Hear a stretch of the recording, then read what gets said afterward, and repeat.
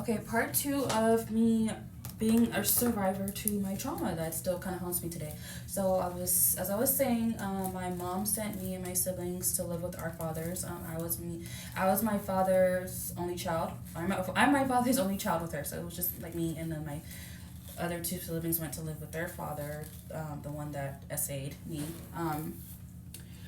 Yeah, so from that day, I remember it clear as day, like when we had to pack, like I didn't even get to pack all my stuff. Like she was like in a rush. Like, okay, the same day that my great grandfather passed was literally the same day that I went to live with my dad and dad's girlfriend. I guess you could say stepmother because they have been together from like the late 90s to the I don't know, like 20, I don't know, maybe like 15, I don't know, something like that, whatever. Anyways, yeah, so as I told you that my dad's girlfriend did not like me, and she was very mean to me. um she was, like that's not my part to tell, like, oh, okay, she did drink a lot, whatever, that's her story, but whatever she did be, that's my story, so I should, you know be able to tell that. So anyways, yes, so she was very mean to me.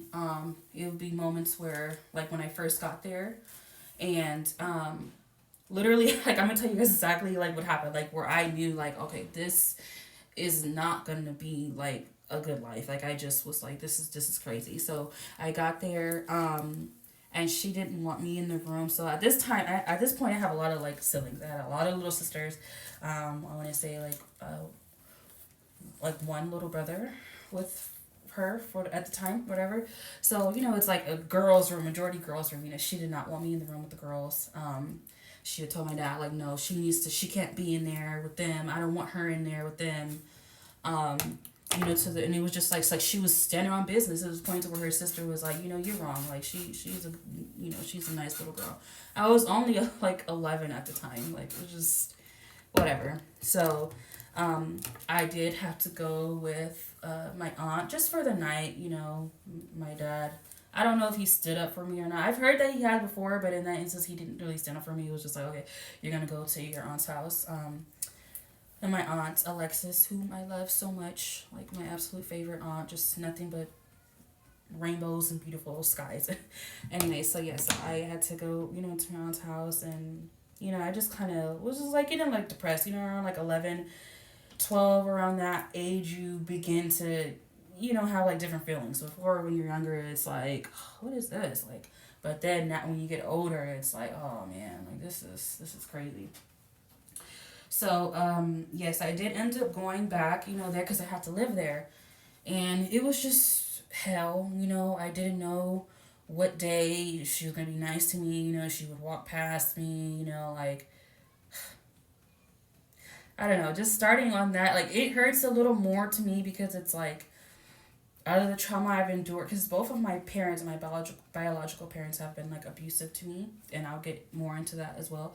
But it just hurts worse when it's not like your biological parent. It's like, what? Like, it's like, this isn't even allowed times 10, but whatever. Um, yeah, so, I went through that, like living there. It was just like really bad, like as I'm sitting here, like I'm just thinking of like all the things that like I've endured, and I think I kind of want to like switch it up, because it's been like, I can't really like say, okay, this happened this day, this happened. Like, it's just stuff that happened, like instances, and I think I just want to say like the things that I have endured, from her and my dad as well, since I was living with them, that just kind of like blow after blow. So okay, let me see.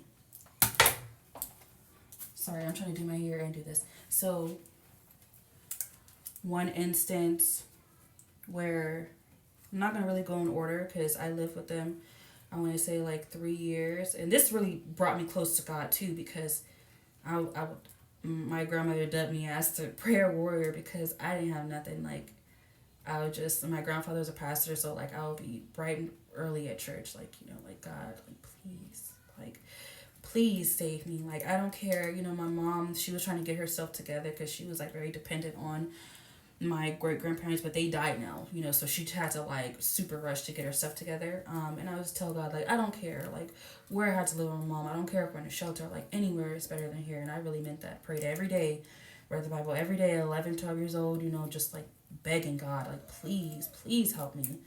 Um, yeah, so a lot of instances. So one instance that like pops in my head was she used to have my siblings, my little siblings, two of them, a boy and a girl.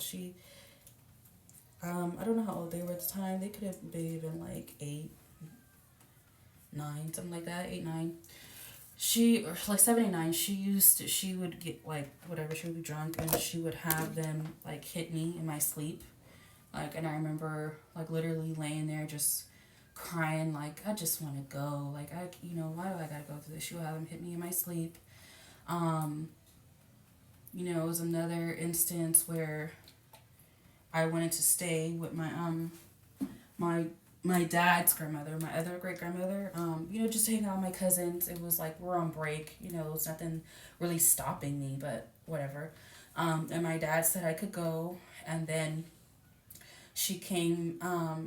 Like he let me stay, and then I guess she felt that that wasn't fair. Nobody else wanted to stay. Like this, they didn't want to stay. They didn't want to hang out with them, with Grandma Betty or whatever.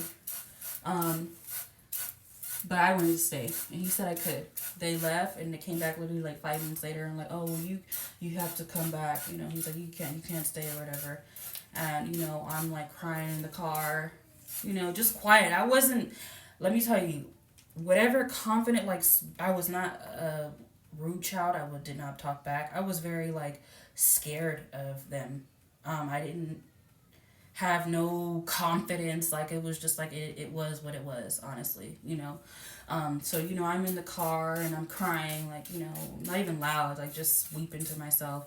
And she's, oh, stop crying, that's ugly, and this and that. And then like when we got home that day, I was crying.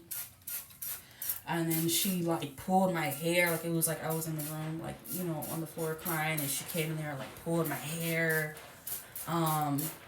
She was telling my dad, she was like, are you gonna whoop her? Aren't you gonna whoop her? And he was like, well, what am I gonna whoop her for? What did she do? What did she do for me to whoop her? And it's not that, I know that sounds good, like, oh, he's protecting me, but it literally wasn't nothing for him to whoop me for. Like nothing would have been justified. But literally, we'll backtrack in this story, but literally like 3 seconds later, he was like, oh, I know what I could whoop her for, right? And he beat the piss out of me because I left one of his chains at his dad's house. I told him, because we went to go visit my grandfather over the weekend, it's the grandkids, I had his chain. I told him, hold on, my baby's crying. Yeah, so I left my dad's chain at his dad's house, and that wasn't enough for him. He like beat me black and blue over that. The same day that she was pulling on my hair, and they made me come back from